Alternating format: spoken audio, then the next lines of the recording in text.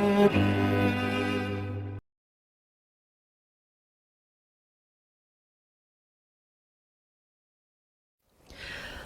Ms. Gunn from New Zealand Loyal, the party that is loyal to you, the people of New Zealand, and not to the globalists. As part of the rollout of the globalist, greedy gobbling up of the planet, property rights are clearly, to any intelligent person who's done even a modicum of research, property rights are under great threat around the world. So this was sent to me this week, and I felt it's important to share what it says. The heading is "A Secret Plan to Confiscate All New Zealanders' Properties. New Zealand Local Government Funding Agency Guarantee." It goes on to say the Local Government Funding Agency, or the LGFA, was set up under the Local Government Act 2011. No New Zealand local government agency or organisation, city, or regional council can borrow unless it borrows funds through this local government funding agency, this LGFA. It's a limited liability company, and to borrow, each borrower council must sign an unscrupulous guarantee and indemnity document putting all ratepayers' properties with their rates revenues up for security against the debt. It's credible. If any local government debt in the future becomes what's deemed unsustainable, or if a council defaults on its debt, then the overseas bankers can extract what is owed by way of extortionist rates rises from all ratepayers. And if those ratepayers can't pay, the bankers can sell or confiscate the ratepayers' properties, homes, farms, and anything else to recover the debt, which incidentally is growing enormously by the day, to the point where it's completely out of control.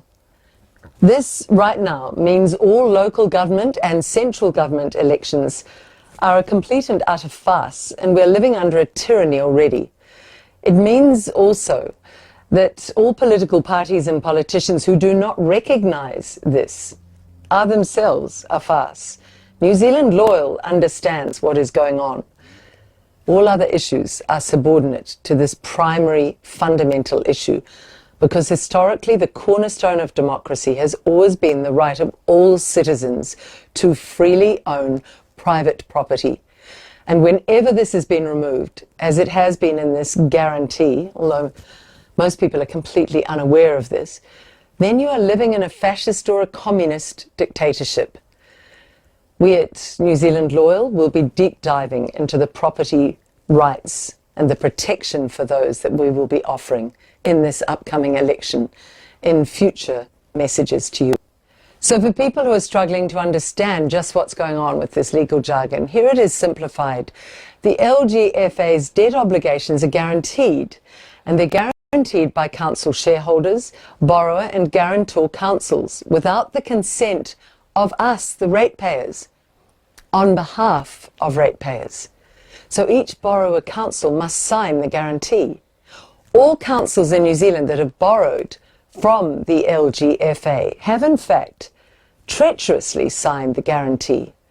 Let's look at Tauranga City Council Mayor Crosby, who was the first. Surely even a first-year high school student would never sign such a treacherous document as the one they signed, imposing such blatant, potential dire consequences on those that they represented. To hide who these criminal banking pirates actually are from the uninformed and simple-minded, the lawyers have created a security trustee which acts on behalf of the beneficiaries, the secret overseas bankers involved. And while the chickens haven't quite come home to roost yet, and the bankers haven't begun confiscating homes or farms as yet, and as they plan, you might like to do yourself a small favour by first reading about the stupendous powers the security trustee has over the borrowers and the ratepayers they represent in the 116-page guarantee and indemnity document. And there you will learn a bit more about the security trust deed, and you will view the list of LGFA guarantors as at 31 March 2023. And you will appreciate exactly who all the principal treacherous mayors actually are. Here, just for the record below, we will include the latest LGFA Statement of Intent 2023 to 2026 for those who may appreciate what level of debt they are dealing with. You can see that below this statement. This means that the greatest attack against private property rights and freedom in New Zealand may not end up coming from central government after all, and the bankers which in turn control central government.